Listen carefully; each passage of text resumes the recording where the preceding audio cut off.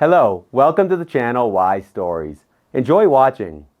A gifted neurosurgeon lost his wife and child. When he was framed and sent to prison on false accusations, he stopped believing in justice. But as soon as the homeless woman he had once rescued from a burning building walked into the courtroom, everyone froze in stunned silence. And when the doctor took on the surgery of his enemy's dying son, no one could have predicted what would happen next. Dear friends, before we continue, let us know where you're watching from and how old you are. Enjoy the story. Scalpel, his father's voice cracked like a gunshot. Lucas flinched, handing over the instrument. Their fingers brushed, his, damp with nerves, his father's, dry and firm. Don't fidget, Benjamin said without looking up from the exposed segment of the patient's spine. You're like a dragonfly over water. Hold still. Breathe deeper. Lucas swallowed hard. 8 hours on his feet, frozen in place, hyper-focused. A drop of sweat slid down his temple, hung from his chin. He didn't dare shake it off. His father didn't tolerate unnecessary movement in the operating room. Proprietary retractor, Benjamin commanded. The nurse placed an elegant, oddly shaped tool into the professor's hand. Watch carefully, his father said quietly, and Lucas understood. This was a rare moment. Benjamin was sharing not just with a resident, but with his son, his heir.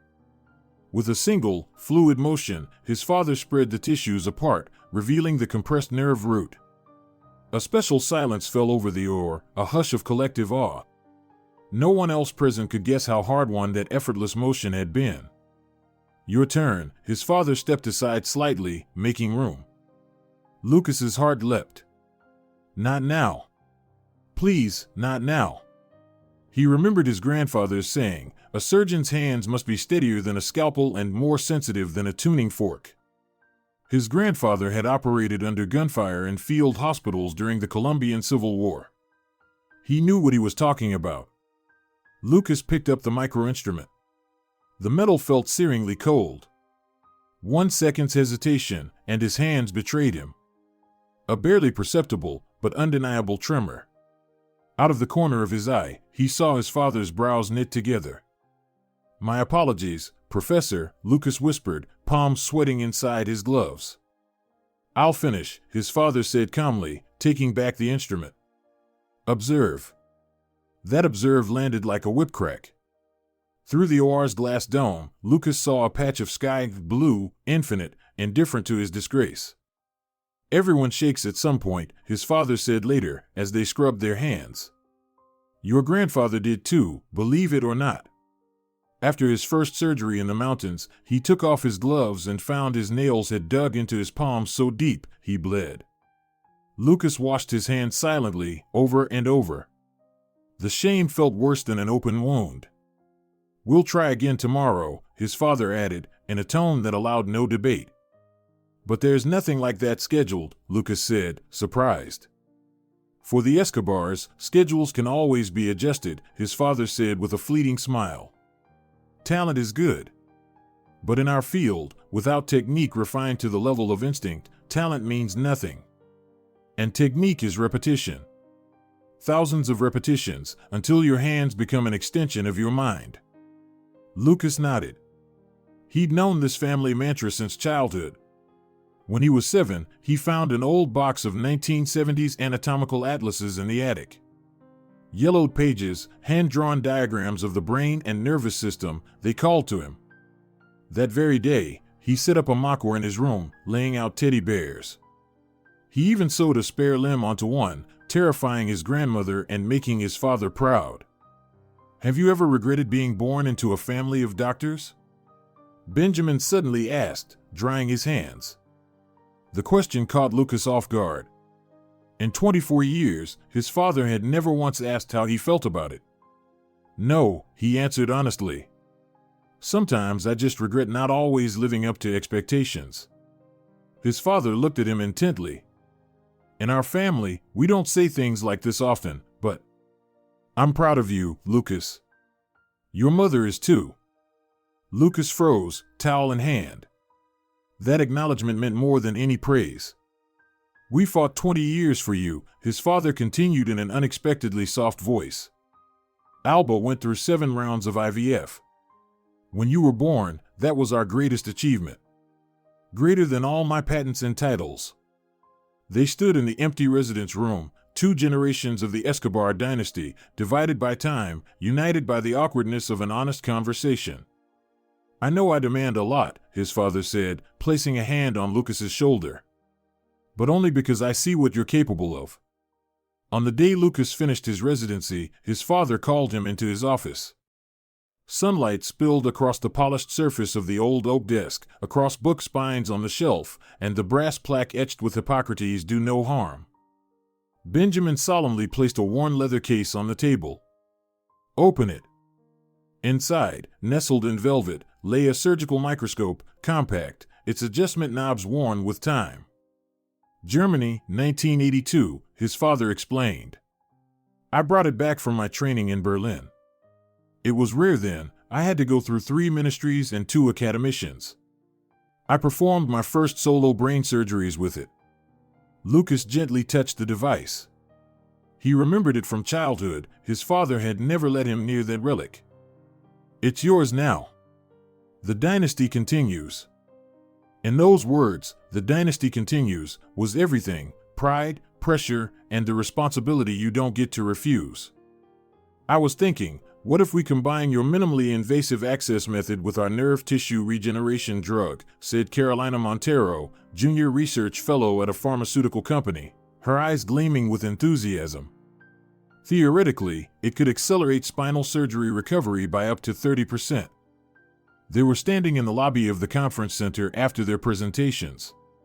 Lucas couldn't help but admire her animated face. Slim, with long chestnut hair gathered in a strict bun that barely contained its natural volume, she reminded him of 1960s students from vintage posters, disciplined yet full of a hidden passion for their work. That sounds promising, Lucas nodded.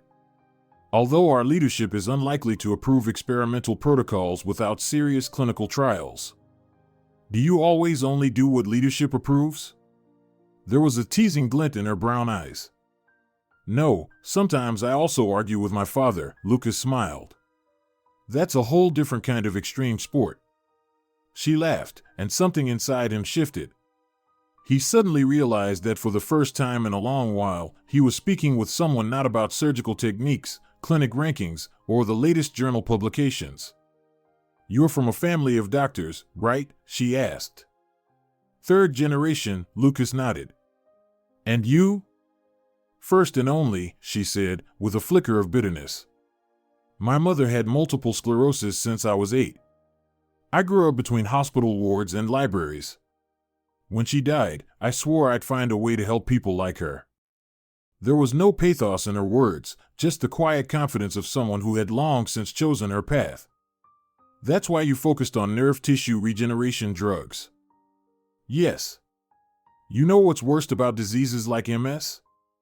You watch the person you love not lose their life, but lose themselves, bit by bit. First coordination, then speech, then memory.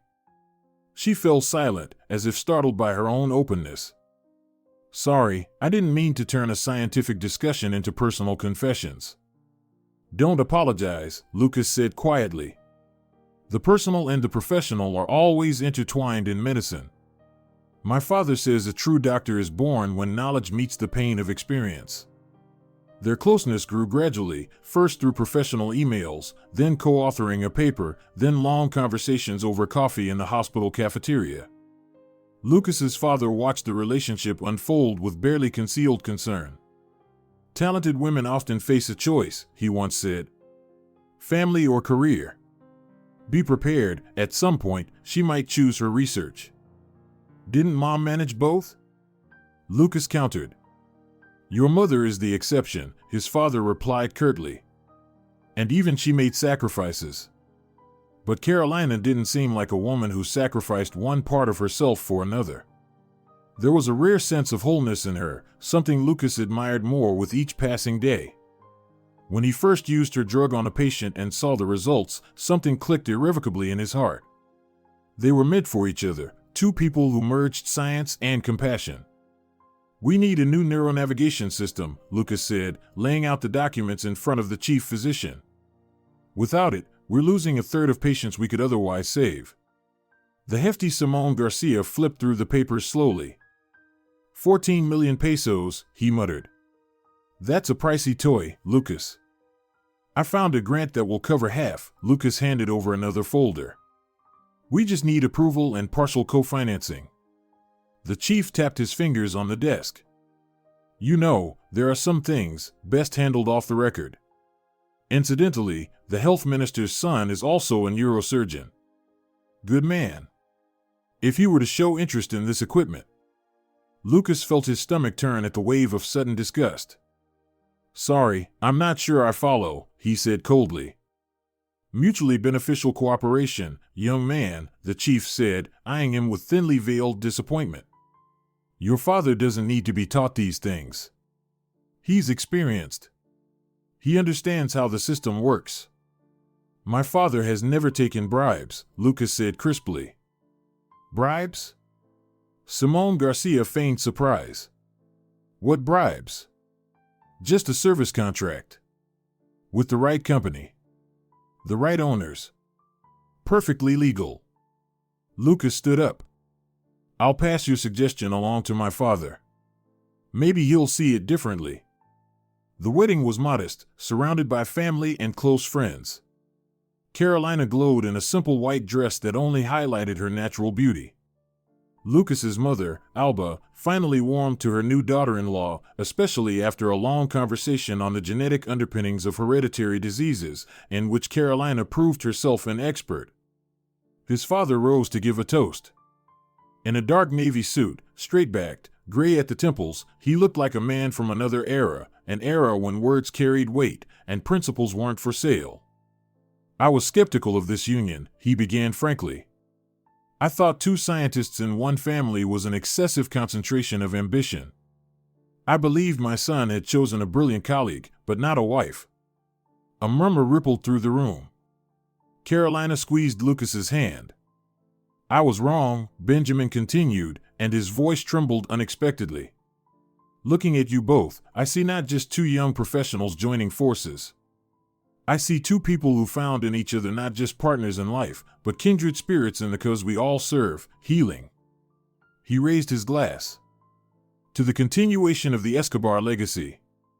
To uniting practical medicine and science under one roof. To you, my children. Carolina smiled, wiping away a tear. You know, she whispered to Lucas, I think we'll make it. Not just as a family. What else? He asked, kissing her fingers. To change the world, she answered simply. At least for those we're able to help. In that moment, Lucas knew they had a long and happy life ahead of them. He couldn't imagine that fate was already lifting a blade over the thread of their shared future. The 2 lines on the test appeared distinctly, undeniably. Carolina clutched the plastic strip as if afraid the pink marks were a fragile illusion that would dissolve with the slightest breath of air. December rain swirled outside the kitchen window, wrapping the city in a gray veil. The city seemed to be preparing for the holidays, lighting its first Christmas decorations. Oh my God, she whispered, covering her mouth with her hand. Joy and fear intertwined in her heart, inseparable, like the roots of a perennial tree. Joy and dread. Carolina pressed the test to her chest and slowly sank onto the creaking antique chair. The worn upholstery still remembered the touch of Lucas's great-grandmother. The wall calendar with views of the Teatro Colón showed December 18, 2013, a day that would forever divide their lives into before and after. I have to tell him today, Carolina whispered. No, better wait. Make sure. No, today. The front door clicked, and familiar footsteps echoed in the hallway. Lucas had come home early from his night shift. Carolina. His voice sounded unusually cheerful for someone who'd just finished a 12-hour surgery. I've got news. She quickly hid the test in the pocket of her robe and went to meet him. Lucas stood in the hallway, wrapped in the scent of night air and hospital antiseptics. His green eyes sparkled with that special glow that only appeared after particularly successful surgeries. Rodriguez signed my appointment, he blurted out, pulling off his scarf. Starting January, I'm officially the head of the minimally invasive neurosurgery department. Can you believe it? That's amazing, Lucas. She hugged him, her hands resting on his shoulders, tense, but filled with joy. I always knew they'd finally see your worth. And guess what? He kissed her temple. There'll be a dedicated research lab. We'll be able to run clinical trials of your drug at our own facility. Officially, Caro. Carolina froze. Suddenly everything became more complicated. Her news now felt not just like personal joy, but a potential complication in their shared plans. I have news too, she said, stepping back and looking into his eyes. Lucas fell silent, catching the change in her tone. His hands dropped to her shoulders. What happened? She took out the test and silently handed it to him. Lucas stared at the two lines as if facing an intricate medical riddle. His face went through a transformation Carolina would remember for the rest of her life: confusion, realization, awe, and finally, overwhelming, unstoppable joy. Caro. His voice cracked. Carolina. He sank to his knees, pressing his face to her stomach. Through the thin fabric of the robe, she could feel his warm breath and something damp. Tears? Lucas, who hadn't cried since his grandfather's funeral at 14. I'll be a good father, he whispered. I promise you. And in that moment, her fear vanished. Their apartment in the old building in San Telmo slowly transformed, preparing for a new tenant. The antique dresser in the future nursery was filled with tiny onesies and bonnets. On the wall, Lucas had hung a framed ultrasound image where their child still looked like a little being. The antique relics passed down from the Escobar family created an atmosphere of generational continuity. A 1950s anatomical atlas collection sat alongside the latest medical journals. A copper stethoscope once used by Lucas's great-grandmother to examine wounded soldiers during the 1970s coup now rested on the bookshelf as a family heirloom. I wonder what your grandfather would have thought of modern neurosurgery, Carolina asked one day, flipping through one of the old atlases. He'd say, don't get carried away with the gadgets. Remember, beneath your tools is a living human being, Lucas replied with a smile, setting out the dishes. You know, sometimes I'm amazed how they manage to save lives with such primitive equipment. We still have an EEG machine from 1989 in the clinic, right next to a state-of-the-art CT scanner. Two worlds, two different centuries. What about your new compound? Lucas asked, rolling up his sleeves. How are the trials going? Carolina's eyes lit up. Incredible. Yesterday we discussed the preliminary results on mice with simulated MS myelin regeneration was 30% better than in the control group. If it holds up, she stopped, as if afraid to jinx it, it could be a breakthrough. For patients like my mom. They often talked shop over dinner, sparking off each other, debating, inspiring new ideas. But as days passed, the baby became the center of their conversations. When she'd feel the first movements, whether the child would look like Lucas or inherit Carolina's gift for chemistry. Then came that terrible day, 5 months into the pregnancy. Lucas had been operating for 12 hours straight on a little girl with a rare brainstem tumor. No one else would have dared attempt the procedure, not even his father, who believed it was hopeless. But Lucas had seen a tiny, almost non-existent window, and took the risk. Carolina felt the first pain while washing dishes. At first, it was mild, like menstrual cramps. She took a pill and lay down. As the pain worsened, she tried calling Lucas. Then the ambulance. Then Lucas again. He saw her missed calls only after removing his gloves. 13 missed calls. A sickening sense of dread tightened his chest. The hospital corridor reeked of bleach and despair.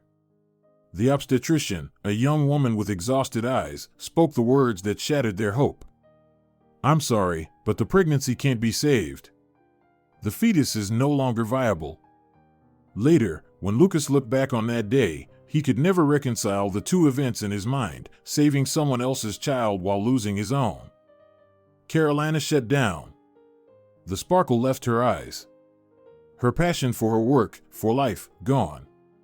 She sat by the window for hours, staring blankly into the street.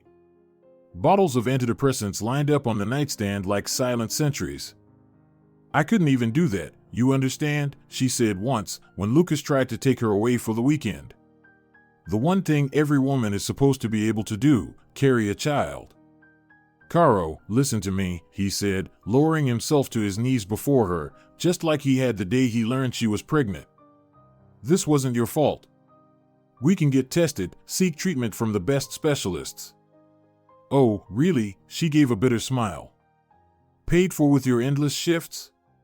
Lucas, you're barely ever home. You save other people's children while I keep losing ours." Those words cut deeper than any scalpel. But what could he say? She was right. Work had become his refuge from the unbearable pain at home. Extra shifts were his way to afford the best doctors for her.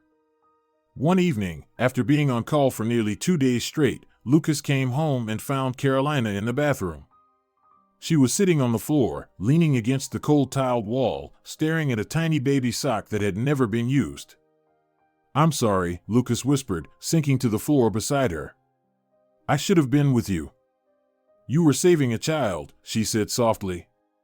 "You couldn't have done anything differently. That's why I love you."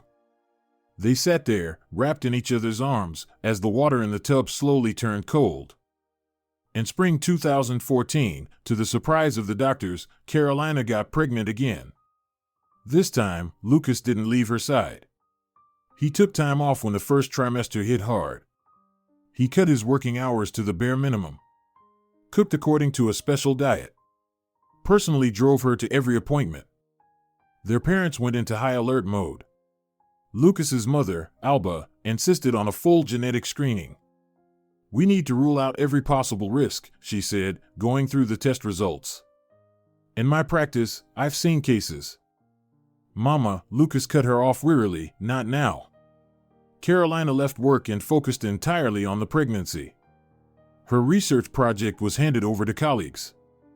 At home, she spent hours reading embryology books, journaling every symptom, keeping a diary for the baby. When the ultrasound showed they were having a boy, Lucas couldn't hold back a smile.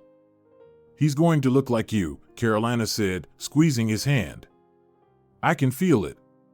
He'll have your green eyes." But in the final week of the 7th month, labor began. An emergency C-section, incubator, life support for a fragile little body.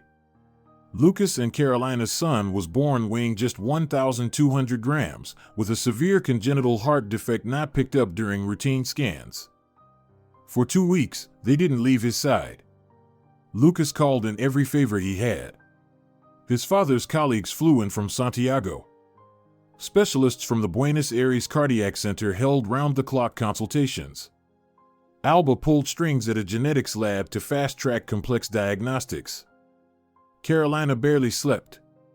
She would sit beside the incubator for hours, her palm pressed against the glass, as if trying to send him her strength. "Keep fighting, little one," she whispered. "Mommy's here." On the 15th day, his tiny heart stopped. No technology, no prayer, no parent's love could save him. After their son's funeral, Carolina turned to stone. She didn't cry, didn't scream, barely spoke. Lucas tried to reach her, but she had walled herself behind a silent, unbreakable barrier. "I don't want children anymore," she said 1 month later. "Never again." "Caro," Lucas began gently, maybe with time. "No," she said calmly, firmly. "Never again. I won't survive it." Lucas's mother didn't give up. "I've reviewed all your test results," she said, laying folders across the kitchen table. "There are genetic factors we overlooked. But modern reproductive medicine can do wonders. We could do pre-implantation diagnostics, choose healthy embryos." "You're suggesting we discard our children before they're even born?" Carolina asked quietly, her gaze frozen on her mother-in-law. "Decide who gets to live, and who doesn't." "I'm suggesting we use science to help you have a healthy child," Alba replied firmly. "Science didn't help our son," Carolina said, rising and leaving the kitchen. They never spoke of it again. By 2015, Lucas's life had become a mechanical cycle between hospital and home. The clinic was undergoing endless optimization, fewer beds, more patients, heavier workloads. Lucas took on extra shifts, partly to avoid returning to an apartment where Carolina sat silently, drinking tea, staring out the window. One night, waking up to an empty bed, he walked into the nursery, a room they never converted back into an office. Carolina sat in the rocking chair, gently swaying, her arms cradling nothing. She rocked slowly, as if lulling an invisible baby to sleep. In March, after a grueling night shift, Lucas made a decision. He took 2 weeks off and booked a stay at a small seaside hotel in Mar del Plata, the same place where they'd spent their honeymoon. "We need to learn how to be together again," he said, showing her the tickets, "or we'll lose each other." For the first time in months, a faint spark lit her eyes. "I'll try," she whispered. "For us." On the day of their trip, Lucas was delayed by an emergency surgery. He couldn't say no. He called Carolina, told her he'd be half an hour late, asked her not to leave the house without him. At 3:47 p.m., she was struck by a black BMW X6 that veered onto the sidewalk at over 100 kilometers per hour. Death was instant. The cold lights of the morgue reflected off the metal surfaces, casting an unnatural, deathly glow. Lucas stood over Carolina's body, studying the now peaceful features of her face. On her temple, just a faint scrape, the only visible trace of the devastating trauma that ended her life. 2 weeks ago in this very room, on the same metal table, he had said goodbye to his son. Now, to his wife. The pathologist, an old classmate of Lucas's, spoke quietly. "I need you to confirm the identity." "This is Carolina Escobar, my wife," Lucas said in a flat, almost mechanical voice. He stood there, looking at the still face of the woman he loved, and something inside him finally broke. Something vital, something that had kept him tethered to the world of the living. His connection to hope. To the future. Slowly, as if in a dream, he leaned down and kissed Carolina's cold forehead. "I'm taking you home," he whispered. "We'll go to the sea, like we promised. Everything's going to be all right." Deep down, Lucas knew he was speaking to the dead. But it was the only thing he could do. The only thing keeping him from falling into the abyss. It didn't rain, it seeped through the gray sky like reluctant tears from a man who'd forgotten how to cry. Drops clung to black umbrellas, to the polished lid of the coffin, to Lucas's unmoving face as he stood apart from the grieving procession. He felt separated from the world by an invisible wall. People moved their lips, offering condolences, but he didn't hear the words, only the steady rustle of rain. His mother tried to take his hand, he subtly pulled away. His father sighed heavily but said nothing. Colleagues, friends, Carolina's patients, their faces blurred into one indistinct smear. They were lowering Carolina into the ground, and Lucas felt like he was the one being buried alive. "Gustavo Mendoza," said Rafael Moreno, tapping his pen nervously on the folder of documents. 22 years old, law student. Son of city prosecutor Arcadio Mendoza. They were sitting in Lucas's apartment, surrounded by boxes of Carolina's belongings, things he couldn't bring himself to sort through or throw away. It was the third day after the funeral. The car was a birthday gift from his father, the lawyer continued. Black BMW X6. Witnesses say he was flying down the street at over 100 kilometers per hour. Lost control on the turn. Lucas stared out the window, where the rain had turned to a light drizzle. Carolina used to love weather like this. She said it made being home with a hot cup of tea feel especially cozy. "What's he facing?" Lucas's voice was hoarse, like he hadn't spoken in days. Rafael hesitated. By law, up to 7 years in prison. But Lucas, he ran a hand over his face. "It's Mendoza's son. You understand?" "No," Lucas turned to him. "I don't understand. He killed my wife. Crushed her like an insect.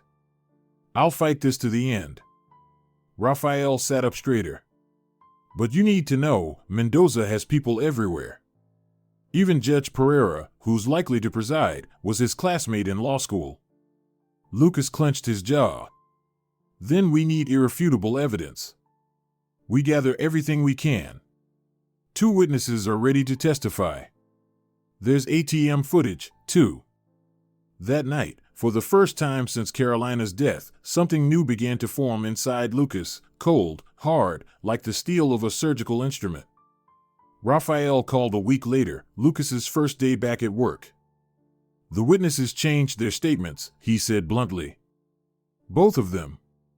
Now they claim the car wasn't speeding and that Carolina stepped into the street on her own.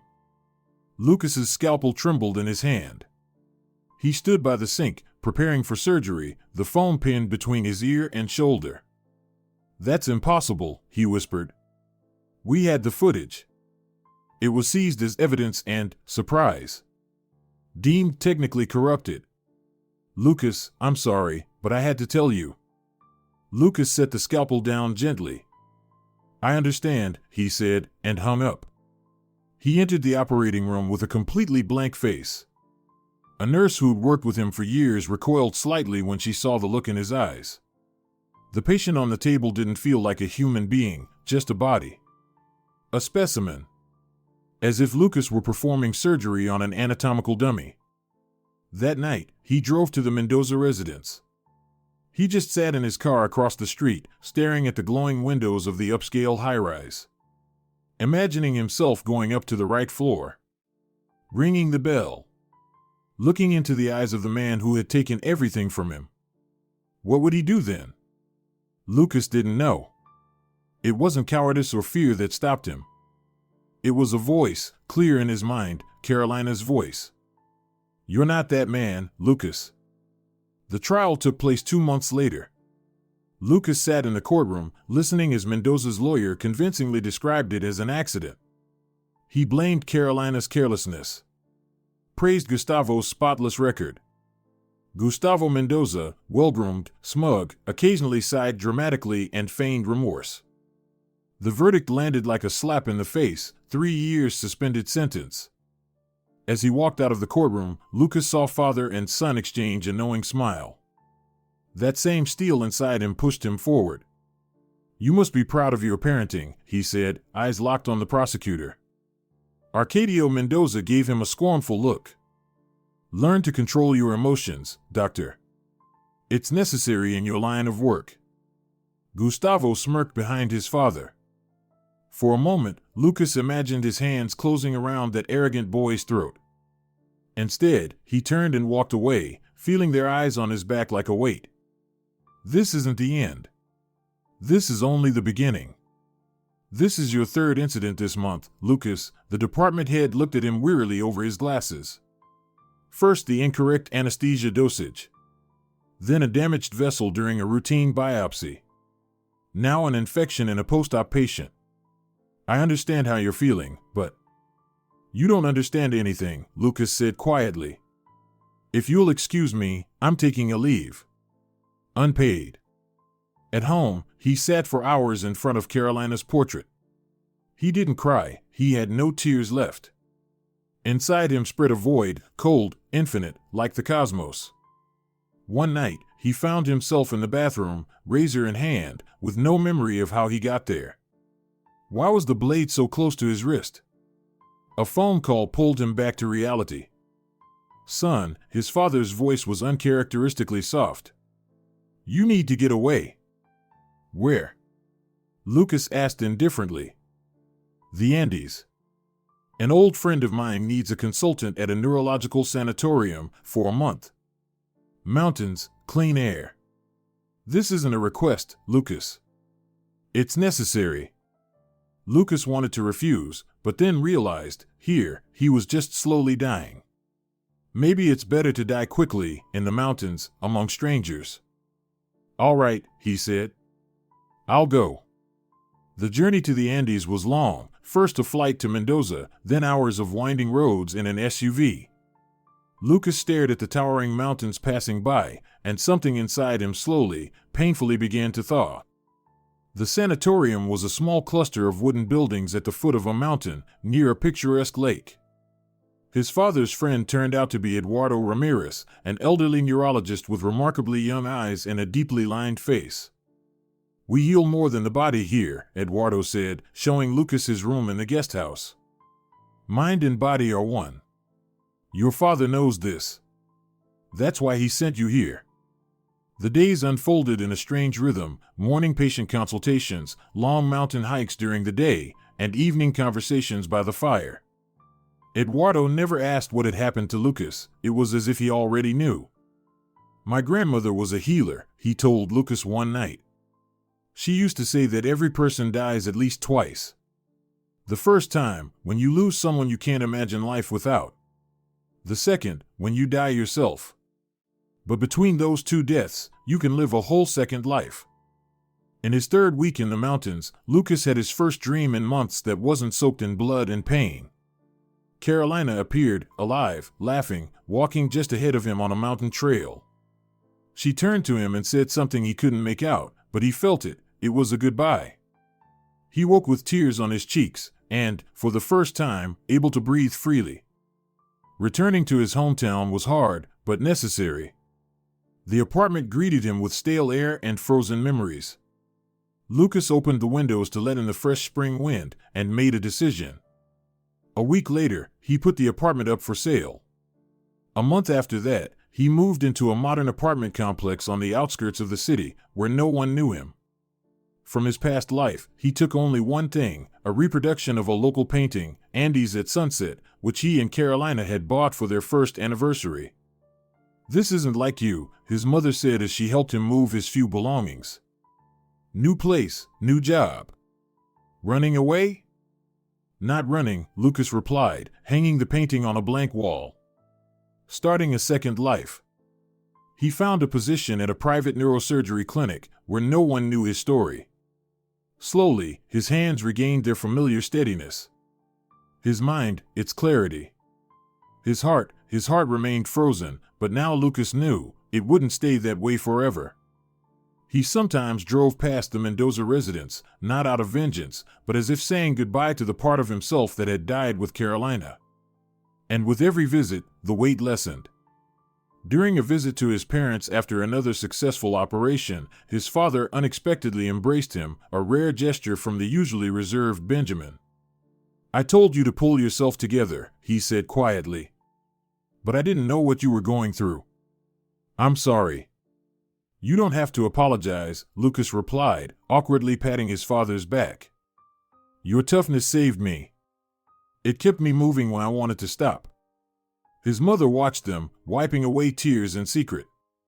The surgery to remove an intracranial tumor from a young woman lasted nearly 8 hours. Complex access, risk of damaging speech centers, minimal margin from functionally significant zones. Lucas operated in a state of absolute focus, something he hadn't felt since his earliest days in the OR. When the assistant tied the final stitch, a special kind of silence settled in the room, the kind that follows something nearly impossible. "Prognosis?" the scrub nurse asked, removing her gloves. "Full recovery," Lucas replied with a calmness he didn't expect. "She's going to live." In the locker room, he found 3 missed calls from Emilio Vargas, a university friend he hadn't spoken to in years. He called back, expecting standard condolences. "Lucas." Emilio's upbeat voice shattered his expectations. "Finally. Listen, I've got 2 pieces of news. I'm getting married and I'm joining a startup. Wedding's in a month, and if you don't come, I'll never forgive you." Just normal friendly chatter, full of life and energy. No cautious questions, no sad undertones. Just life, messy, loud, and ongoing. "You know what's weird?" Emilio added. "My fiancée, Angelica, turns out to be some distant relative of that prosecutor, Mendoza. Can you believe it? Small world, huh?" Lucas froze. A year ago, that name would have set him off. Now, he felt only mild surprise. "I'll come," he said. "Definitely." As he hung up the phone, Lucas caught his reflection in the locker room mirror. And saw something he hadn't noticed in a long time. He was smiling. Not broadly. Not joyfully. but genuinely. The corners of his mouth lifted ever so slightly, and something like hope flickered in his green eyes. Maybe Eduardo was right, he thought. Between two deaths, you really can live a second life. And I think mine just began. The July sun flooded the restaurant courtyard with relentless light. Lucas tugged at the too-tight collar of his shirt. The formal dark suit, completely out of place among the festive lightness of wedding attire, soaked up the heat like a sponge. He stood in the shade of a wicker gazebo, holding a glass of untouched champagne, watching the whirlwind of joy he couldn't join. Emilio and Angelica twirled in the center of the dance floor, surrounded by friends and family.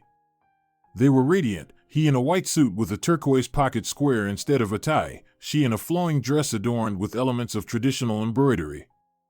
They moved as one, perfectly in sync, perfectly happy.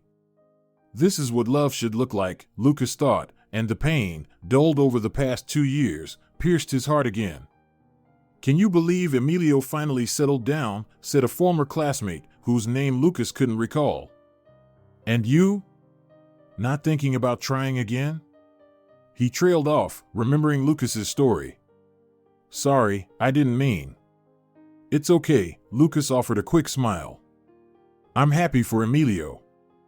Out of the corner of his eye, he caught movement, a group of guests parting to let through a large man in a flawless light gray suit. Arcadio Mendoza, the city's prosecutor, was crossing the patio, carrying 2 glasses of something amber-colored. Lucas instinctively stepped deeper into the shade. But it was too late, Mendoza spotted him. Their eyes locked for a second. Recognition flickered in the prosecutor's eyes, followed by momentary confusion, then the usual arrogant composure. He gave a slight nod, as if acknowledging a vaguely familiar but unimportant acquaintance, and continued toward a group of high-profile guests. That guy's some distant relative of Angelica's, can you believe it? Emilio whispered, coming up and throwing an arm around Lucas. Distant, thank God. I almost canceled the wedding when I found out, but Angelica insisted, family is family. Sorry I didn't warn you. It's all right, Lucas replied mechanically. I've long since turned that page. It was a lie, but a merciful one, for his friend, and for himself. Emilio squeezed his shoulder. You know how much it means to me that you're here, right? I do, Lucas said, this time with a genuine smile. And I'm not going anywhere. I promise. For the next few hours, Lucas drifted through the crowd, engaging in empty conversations, carefully avoiding Mendoza. In his mind, uninvited thoughts churned. What happened to the prosecutor's son, that smug boy who ran down Carolina? Did he graduate law school? Does he ever think about the woman he killed? As toasts gave way to dancing and lively celebration, Lucas finally slipped out to the terrace, desperate for air. The first sign of trouble was the acrid smell of burning. A thin ribbon of smoke was seeping from under a service room door. Lucas opened his mouth to call someone over, when a loud crash erupted and the door buckled outward under sudden pressure.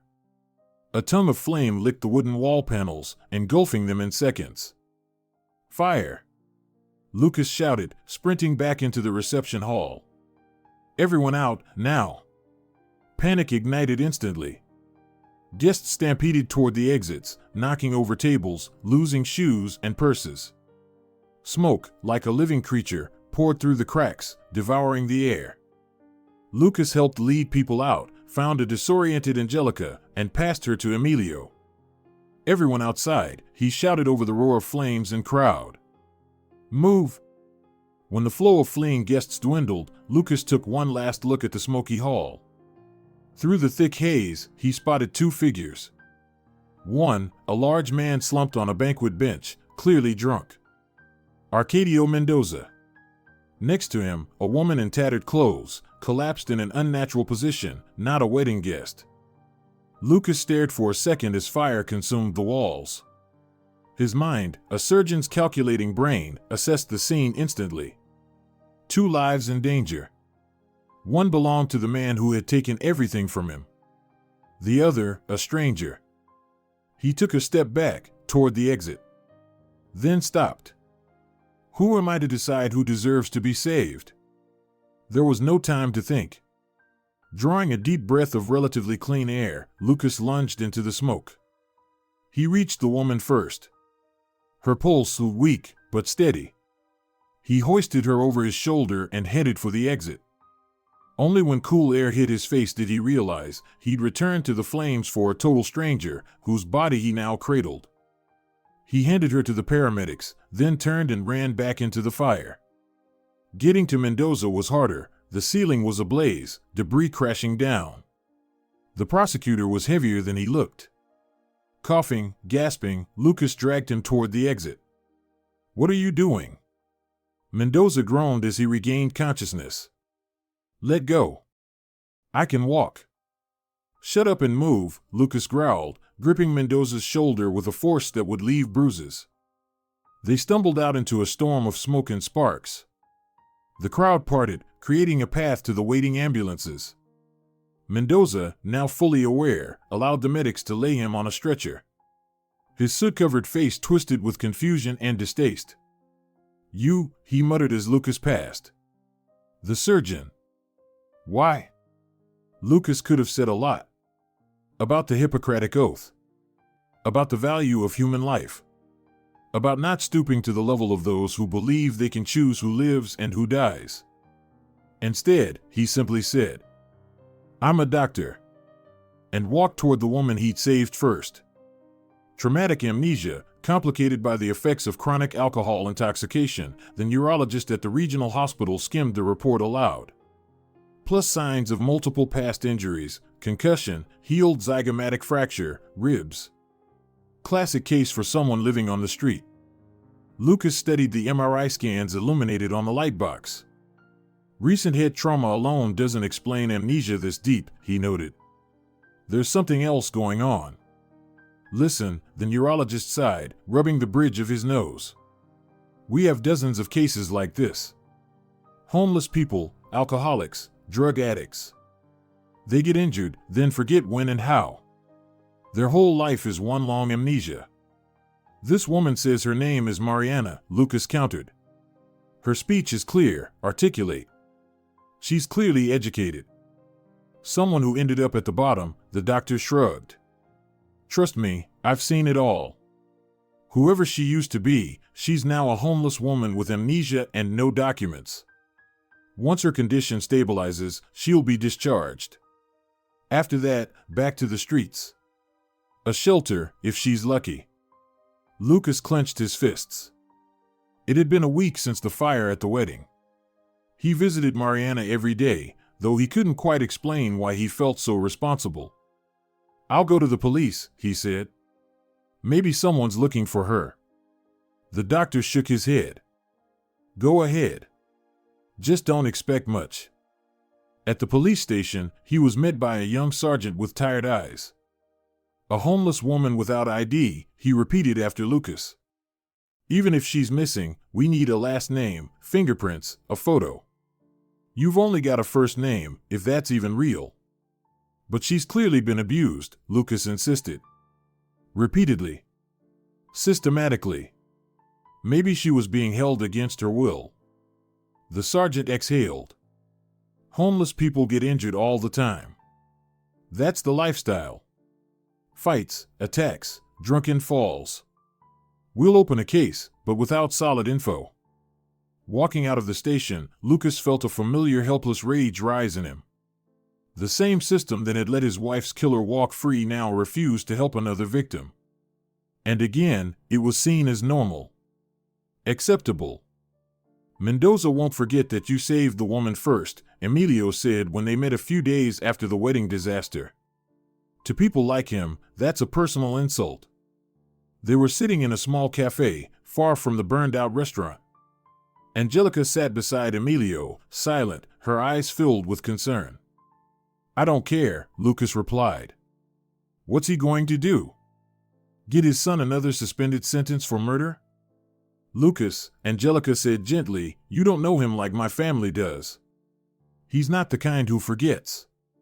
And now, after you've humiliated him twice. Twice? The first time was when you refused to let your wife's death go and demanded justice, Emilio explained. The second, when you pulled a homeless woman out of the fire before him. In his world, that's unforgivable. Lucas shrugged. I'll be more careful, he said. What about your honeymoon? Postponed till autumn, Angelica smiled. We needed to make sure you were okay. I am, Lucas said, placing his hand over hers. Better than I've been in a long time. And it was true. Paradoxically, saving two people from the fire, including one he had nearly hated, freed something inside him. As if the darkness that had clouded his soul since Carolina's death was finally starting to lift. Returning to work, Lucas noticed a change in how he viewed his profession. Where surgery had once been about proving his skill, surpassing his father, building a career, now every patient became a person. Someone with a story. Someone deserving of his full attention and mastery. In September, he was offered a high-risk operation on a 14-year-old girl with a brain tumor located near the language center, a case so complex that even senior colleagues refused it. Let's bring in a consult from the U.S., Lucas suggested during the case conference. We can use the new telemedicine system. Such consultations had only recently become possible thanks to the 2016 to 2017 modernization program. A video link with colleagues in Houston allowed them to analyze the case in detail and simulate the surgery on a 3D model of the girl's brain. 7 hours of intense work followed. Lucas used a novel access method he had developed himself. When the girl awoke from anesthesia and said her first words, the entire staff applauded. On his rounds, Lucas stopped at her bed. She was sitting up against a pile of pillows, drawing in a sketchbook. How are you feeling, Sophia? He asked. My head hurts a little, she replied, not looking up. But I won't be bald like an alien, right? You only shaved a little part. Lucas smiled. That's right. In a month, no one will even notice.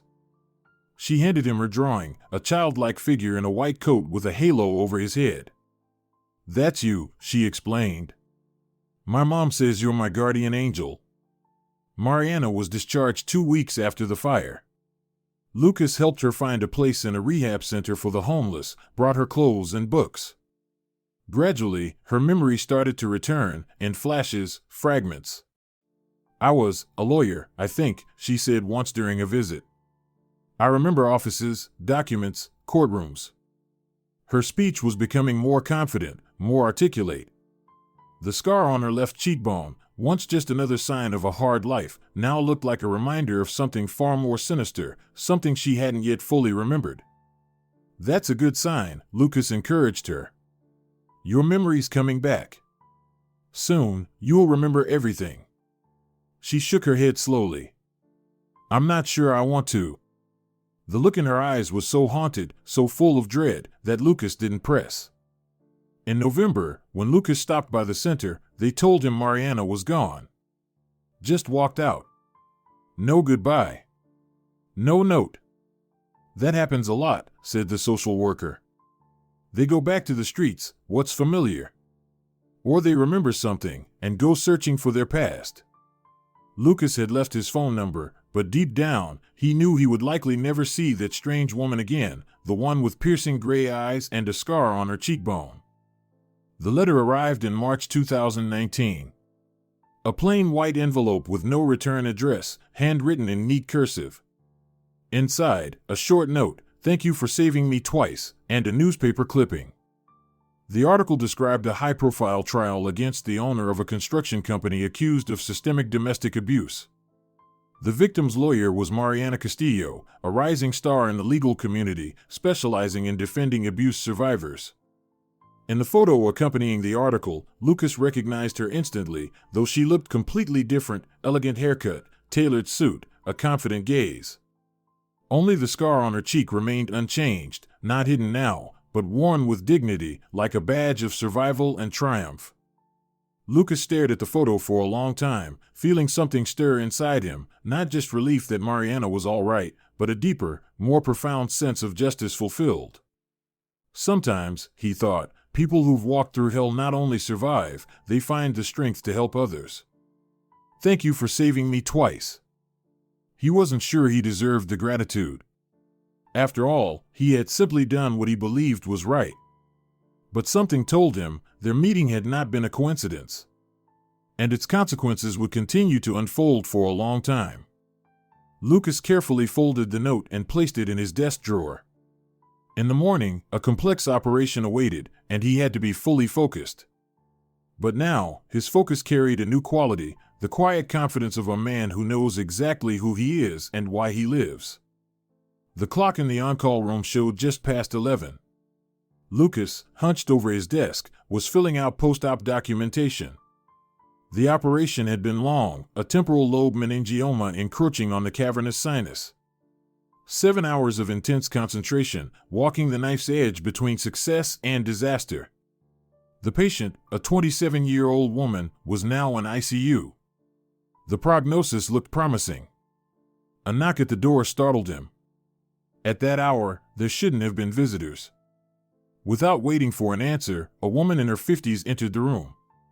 Impeccable makeup, pearl necklace, a designer suit that clearly wasn't off the rack. "I apologize for the intrusion, Dr. Escobar," she said in a melodic voice. "I'm Alicia Cardenas, Julia's aunt. You operated on her today." Lucas set down his pen. Something about this woman immediately put him on edge, too perfect, too confident for a relative of a critically ill patient. "That's odd," he said, narrowing his eyes. "There's no mention of an aunt in Julia's chart." "Cousin," she replied smoothly. "On her father's side." She sat across from him, gracefully opened her handbag, and pulled out a thick white envelope. "I wanted to thank you personally on behalf of our family. We've heard so much about your skill, and now that Julia is in such good hands." She placed the envelope on the table and slid it toward him. "No," Lucas said without even looking at it. "I don't accept money from patients or their families. Ever." The woman smiled, as if he'd just made a charming joke at a cocktail party. "We understand doctors can't officially accept gifts. But no one has to know. For us, it's important to express our gratitude to the man who saved Julia's life." I said no. Lucas stood. "Take the money and leave. Please." She stood as well, but left the envelope on the table. "I respect your principles, Doctor. But we'll feel better if you accept this. Not for yourself, donate it, help children, whatever you like. In any case, we insist." "And I insist you," Lucas began, but the woman had already slipped out the door. He grabbed the envelope, ready to run after her, but stopped. Something told him the worst thing he could do now was act impulsively. Lucas tucked the envelope into his lab coat pocket. Tomorrow he'd hand it over to the chief medical officer. Let them deal with inappropriate gifts. The paperwork could wait. He was exhausted, and his empty apartment awaited, but that wasn't new. Lucas took off his coat, hung it neatly, put on his jacket. The cold November air hit his face like a slap as he stepped out the main entrance. That's when 3 plainclothes men surrounded him. "Mr. Escobar," one said, flashing a badge. "Economic Crimes Division.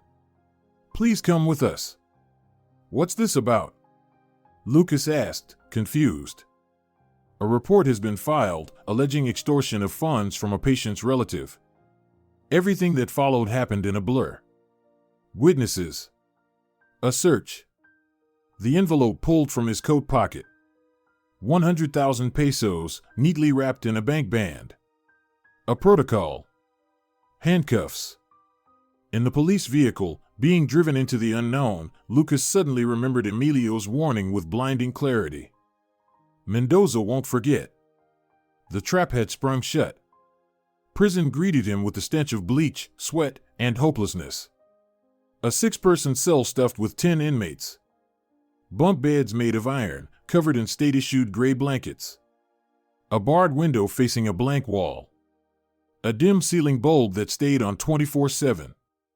His cellmates eyed him with curiosity, but not hostility. A doctor was a respected figure, even here.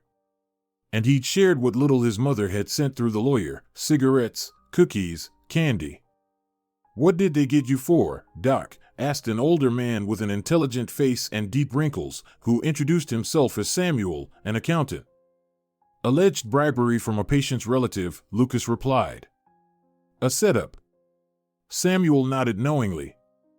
Then you pissed someone off. Half the country's in here for that.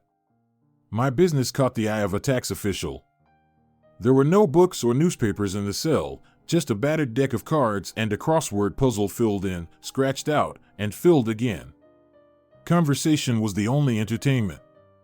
Lucas listened to his cellmates' stories, corrupt officials, addicts, white-collar criminals, street hustlers, and slowly began to comprehend the depth of the social abyss he'd been hurled into.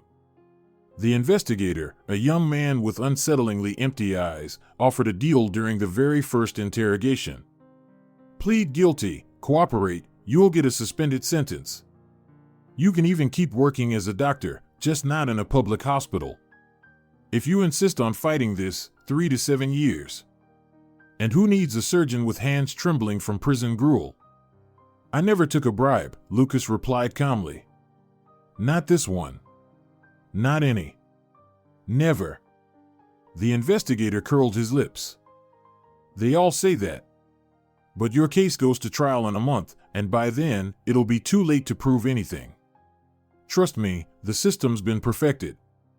A week later, Lucas saw a TV news segment about his case in the prison common room.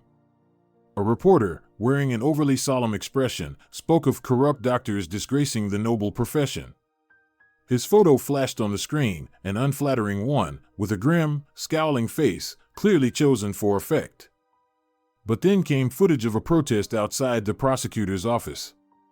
Dozens of people held signs reading, "Free Dr. Escobar, bring back our doctor, who will save our children."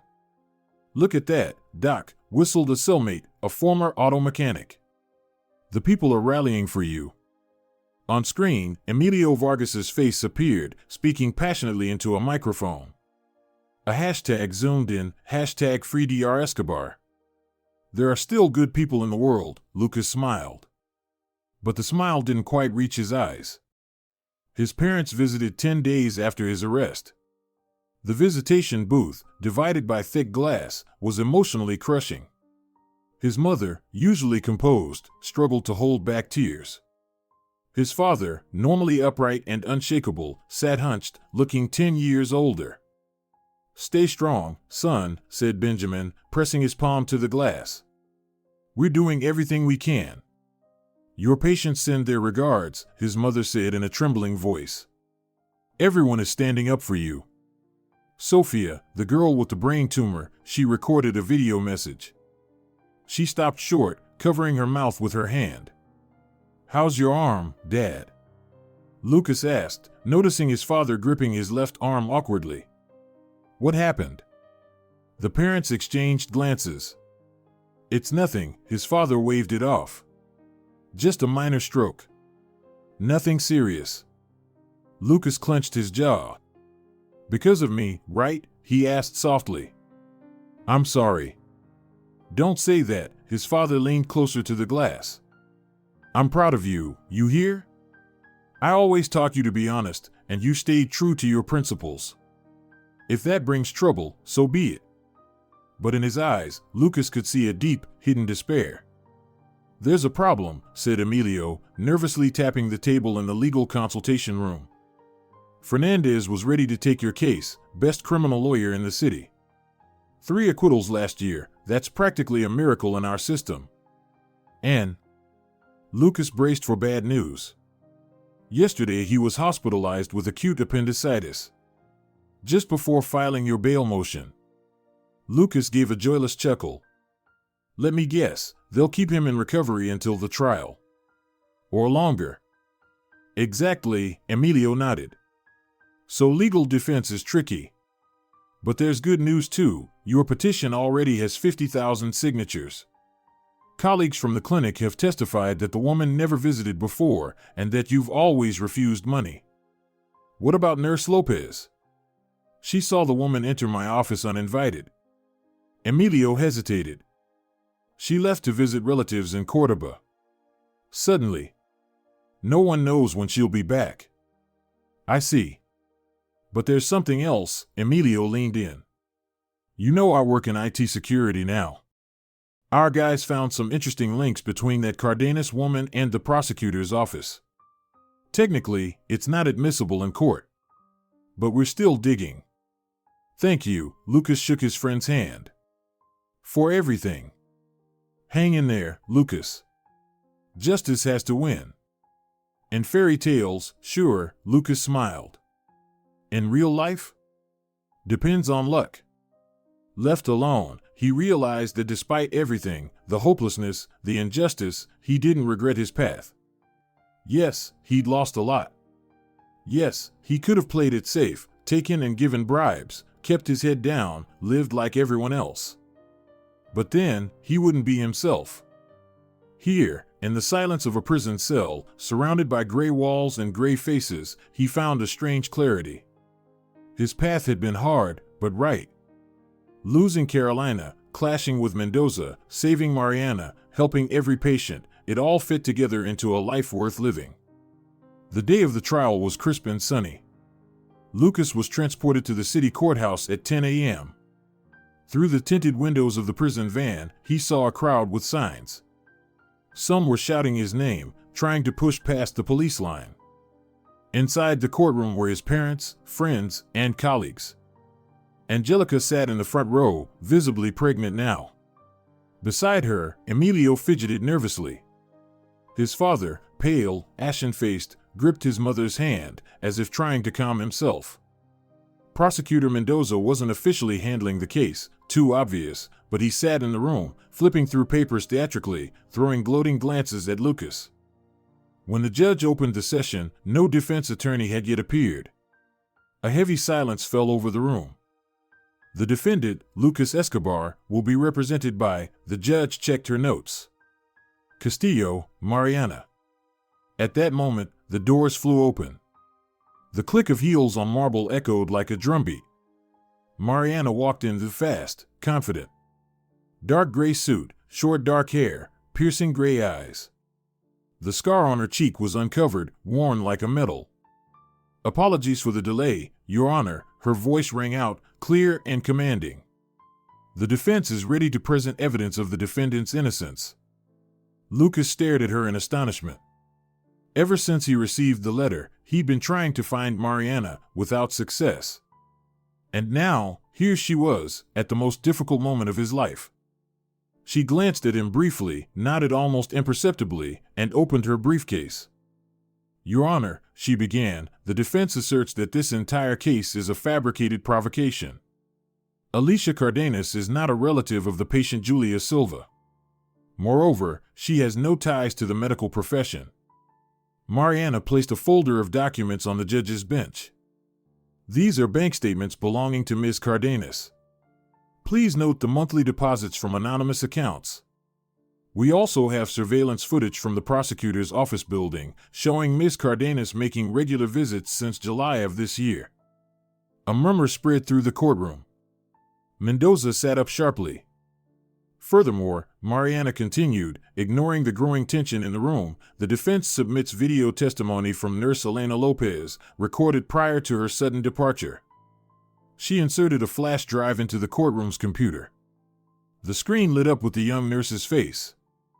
I, Elena Lopez, nurse in the neurosurgery department, testify that on the evening of November 15, 2019, I witnessed an unidentified woman enter Dr. Escobar's office uninvited.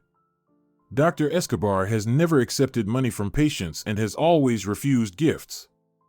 The day after his arrest, a man approached me claiming to be from the prosecutor's office and advised me to remember things differently or leave the city for a while. With every new piece of evidence, the atmosphere shifted. Mendoza, his face darkening, stood and walked out. The prosecutor handling the case began stumbling over his words, losing confidence with every passing minute. Mariana was relentless. Her arguments were crisp, her logic impeccable, her documents irrefutable. She didn't just build a case, she bulldozed the prosecution. By lunchtime, the outcome seemed inevitable. When the session resumed, the prosecution requested a delay to review the new information. Your Honor, Mariana's voice trembled with barely restrained triumph. "My client has been unlawfully detained for over a month. A man who has saved dozens of lives. This entire case is built on falsified evidence. I demand the immediate release of Dr. Escobar in this courtroom and a formal apology from the prosecution." The judge, an older woman with a tired face, closed her eyes briefly, as if making a difficult decision. "The court will recess to deliberate," she announced. The wait lasted no more than 20 minutes. When the judge returned, the room fell silent.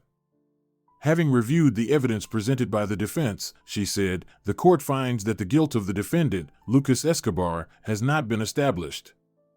The case is dismissed due to lack of criminal conduct. The defendant is released from custody immediately." A moment of stillness, and then the courtroom erupted in applause. The guard removed Lucas's handcuffs. His mother ran to him, sobbing, kissing his gaunt face. His father, unashamed for the first time in Lucas's memory, let his tears fall freely. Angelica and Emilio embraced him, speaking through the roar of joy and celebration. Mariana stood apart, gathering documents into her briefcase. Lucas tried to push through the crowd to reach her, but she shook her head and smiled faintly. Later, her lips silently formed. As he exited the courthouse arm in arm with his parents, Lucas saw Mendoza, standing by a column at the far end of the hall. His face was twisted in anger, but behind the fury, Lucas saw something else: fear. The fear of a man who had just learned his power had limits. "Don't look at him," his mother said gently. "He doesn't dare." "I'm not," Lucas replied. "I see you. I see Dad. I see my friends. The people who stood by me. You're who I see." He embraced his parents, feeling the tension of the past weeks dissolve into an almost unbearable lightness. As they stepped onto the courthouse steps, the crowd cheered. Sunlight bathed his face. Lucas squinted up into the cold, clear sky, and thought, "I wish Carolina were here to share this moment." And he was sure, somewhere, in some other dimension, she was smiling, watching him come back to life. The MRI images glowed on the screen, revealing the fine line where life meets death. The tumor curled intricately around a bundle of blood vessels, as if challenging the surgeon to a duel. Lucas leaned closer, letting his eyes adjust to the blue light of the monitor.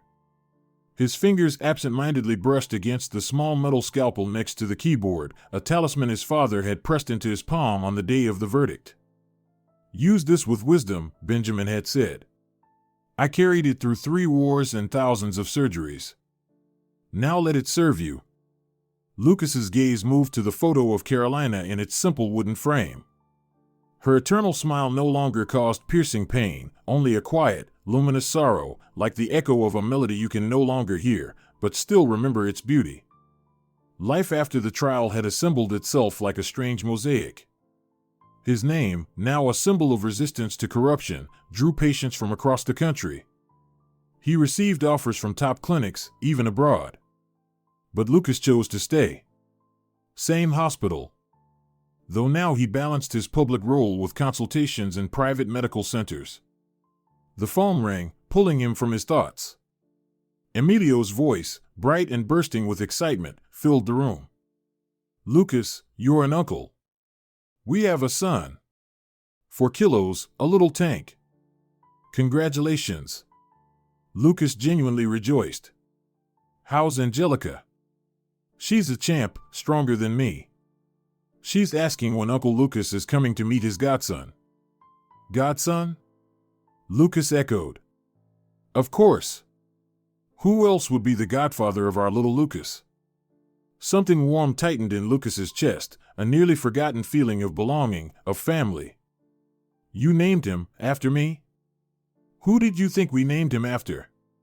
Emilio laughed. "You're a national hero now. By the way, Angelica's sister promised to throw a lavish christening lunch. The whole family will be there, including one unpleasant character, but just ignore him." "I'll be there," Lucas interrupted. "Definitely." After the call with Emilio, he returned to the MRI scans, but his thoughts kept drifting stubbornly back to Mariana. Since the trial, she had seemingly vanished. She didn't answer calls, had changed her office. The secretary at her law firm dryly stated that Miss Castillo was either away on business or in meetings. Lucas left messages, wrote letters, all in vain. Maybe she was just doing her job. Maybe, for her, it was just another case, not something personal. The new private clinic gleamed with chrome and glass against the overcast sky. Lucas had come for a consultation at the request of a colleague, a rare vascular pathology that required a multidisciplinary approach. As he walked down the bright corridor, his eyes skimmed the nameplates on the doors. Then he stopped abruptly. Mariana Castillo, legal consultant. At that moment, the door opened, and she stepped out, brisk, focused, a folder tucked under her arm. When she saw Lucas, she froze as if hitting an invisible wall. "Dr. Escobar," she said after a pause. "What a surprise." "I was looking for you," Lucas said honestly. "I wanted to thank you." "You don't need to," she replied, avoiding his gaze. "I was just doing my job." "Do you put that much passion into every case?" he smiled. "Risking your career gathering evidence?" She frowned slightly, then smiled, unexpectedly. Just a flicker, like a sunbeam breaking through clouds. "I have a meeting now." "But," she glanced at her watch. "I'm free at 6. If you'd like, we can talk at the cafe across the street." "At 6, Lucas nodded. "I'll be there." She was turning to go when he asked, "Why did you avoid me?" Mariana paused. "Because some stories are better not started," she said softly. "See you this evening, Dr. Escobar." The small cafe overlooking San Martin Square was nearly empty. Soft music, dim lighting, the scent of fresh pastries. Mariana sat by the window when Lucas entered, brushing rain from his coat. "Am I late?" he asked, sitting across from her. "On the contrary, I came early," she said, sipping tea. Old habit, arriving first to assess the surroundings. Professional paranoia? Lucas smiled. "Survival skill," she replied without a smile. A brief silence fell. Lucas ordered a coffee. When the waitress left, he asked, "Have you worked at that clinic long?" "Since February. Before that, I was in private practice," but she hesitated. "After your case, let's just say I was asked to leave the law firm." Too many uncomfortable questions about our esteemed prosecutors. "I'm sorry," Lucas said sincerely. "Don't be," Mariana shook her head. "It was my choice. I knew what I was getting into when I took your case." "But why?" he asked. "Why defend me specifically?" Her gray eyes met his for a moment, then drifted toward the window, as if she saw something far beyond. "Because I know what it's like to stand alone against the system," she said quietly. "To have no one believe you. To know the truth and be unable to prove it." She took a deep breath. "My story started out ordinary. I was a successful corporate lawyer. Married a wealthy businessman. Seemed like the perfect life. Then the beating started. First by accident, in a fit of anger. Then regularly. And the worst part wasn't the pain or the humiliation. It was having nowhere to go. My husband was a respected man, a philanthropist, well connected with the police. I filed complaints 5 times, they were rejected or lost." Lucas sat in silence, not daring to interrupt. "The last thing I remember before losing my memory was him smashing my head against the hallway wall. Somehow, I escaped. But after that, nothing. I woke up in the basement of some abandoned building. No documents. No memory. I could barely remember my own name. Then came the street, hunger, cold. I didn't know who I was, where I was from, or why I was in that condition. And then came the fire," Lucas said softly. "And you pulled me out, when no one else would have," she nodded. "A few days later, a woman came to the hospital. Said she was my sister. Showed me photos. I didn't remember, but something inside responded to her. She took me in, helped restore my documents, found doctors. My memory returned little by little, in fragments. When I finally remembered who I was, the first thing I did was file for divorce and change my legal focus from corporate law to representing victims of domestic abuse. And all that time, were you watching me? Lucas asked. Not watching, Mariana corrected. Remembering. When I saw the news of your arrest, I knew instantly this was Mendoza's revenge. And I couldn't stay silent. They sat in silence, each lost in their own thoughts. Seems like, Lucas said eventually, we've both walked through darkness. Both lost people we loved. Both faced the injustice of the system.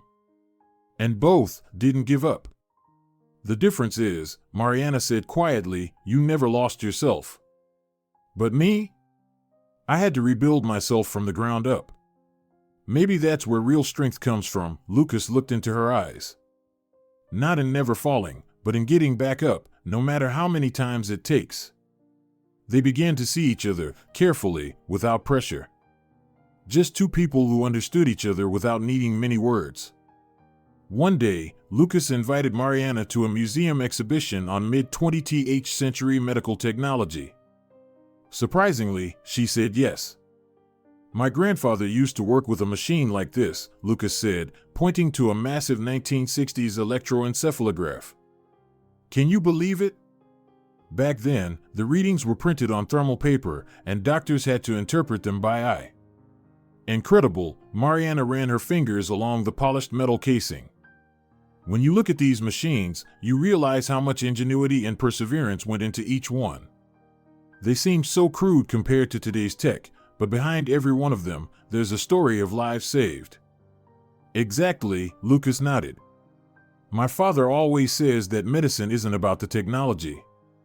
It's about the doctor's hands and heart. The tech is just an extension of the will. After the museum, they walked along the waterfront for a long time. Mariana told him about her current cases, about the women she was helping escape the cycle of abuse. Lucas spoke about complex surgeries, and about little Lucas, his godson, who had just started smiling and recognizing familiar faces. Step by step, they were building a bridge of trust between their wounded souls. The call came at 3 a.m. Lucas, just back from a night shift, fumbled for his phone. Dr. Escobar, an unfamiliar voice. This is Simone Garcia, chief physician of City Hospital No. 1. We have an emergency, severe traumatic brain injury with brainstem compression. The patient needs immediate decompressive craniotomy, but our neurosurgeon is on leave. I'll be there in 30 minutes, Lucas said, already pulling on his trousers. Prep the oar and a full cranial kit. Only at the hospital, reviewing the patient's chart, did he see the name. Gustavo Mendoza. The prosecutor's son. The man who had killed Carolina. According to the attending physician, Gustavo, drunk, speeding, had crashed into a concrete pillar. The story repeated itself with chilling symmetry, only this time, the victim was the perpetrator. Lucas stood by the MRI scanner, staring at the devastating image of internal skull trauma. A massive hematoma was pressing against the brainstem, every minute counted. Doctor, we're waiting on your decision, the scrub nurse said nervously. A thought flashed through his mind. Here it is, retribution. The justice the system failed to deliver. Just delay a little. Say it's hopeless. Say the risks are too high. Prep the patient for surgery, Lucas said firmly. Now. In the OR, he worked with cold, focused fury. His hands moved with mechanical precision, his mind razor-sharp. Remove the bone flap, open the dura, gently evaluate the hematoma, decompress the brainstem.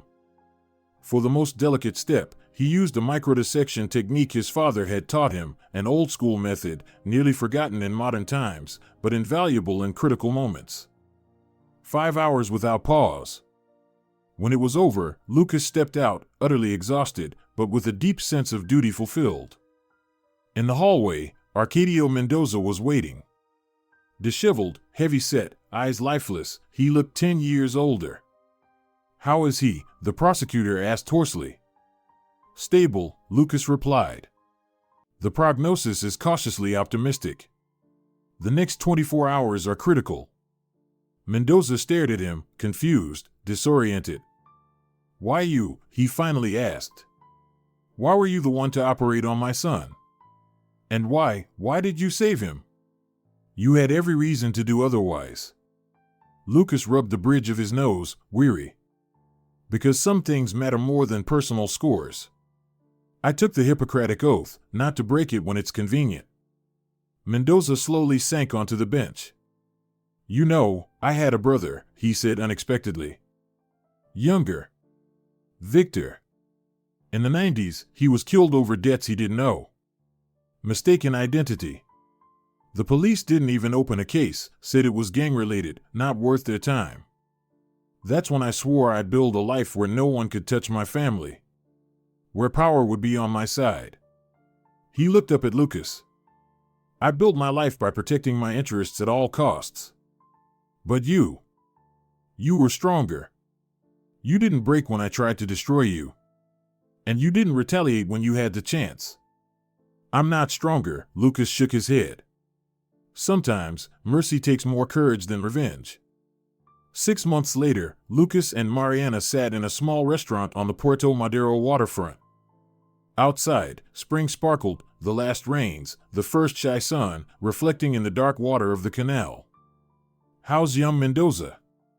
Mariana asked, stirring her tea. Recovering faster than we expected, Lucas said.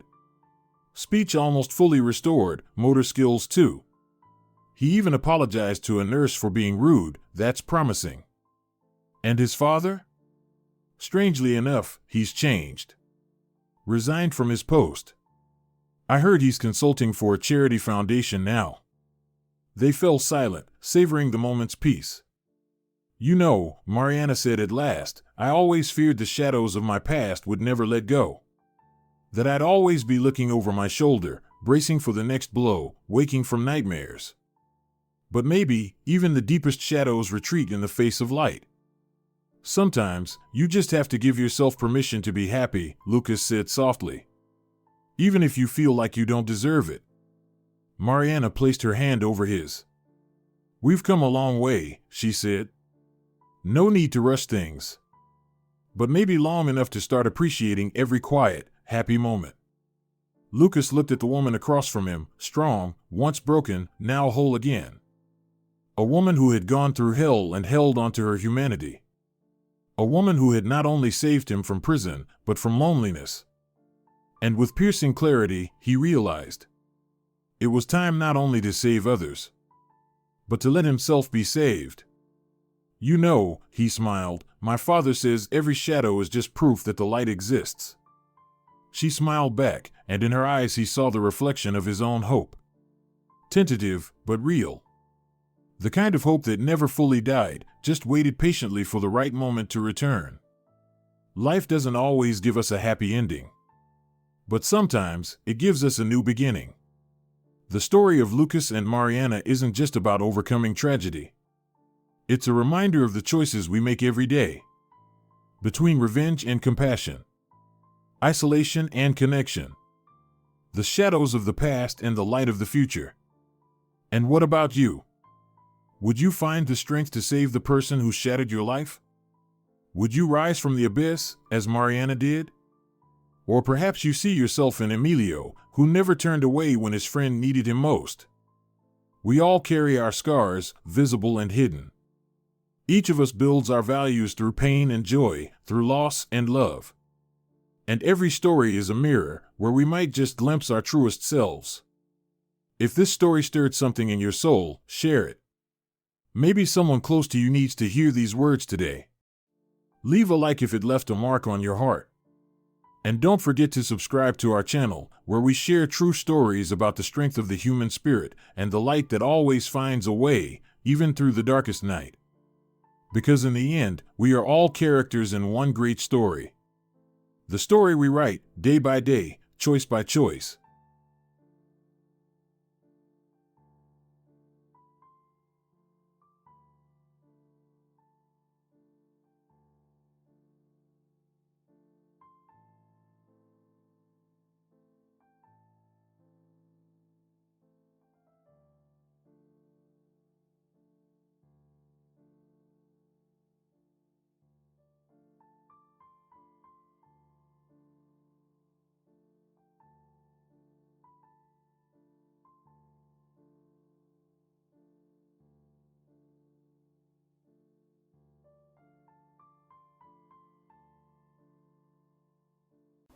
If you're enjoying it as well, leave a like and subscribe to the channel.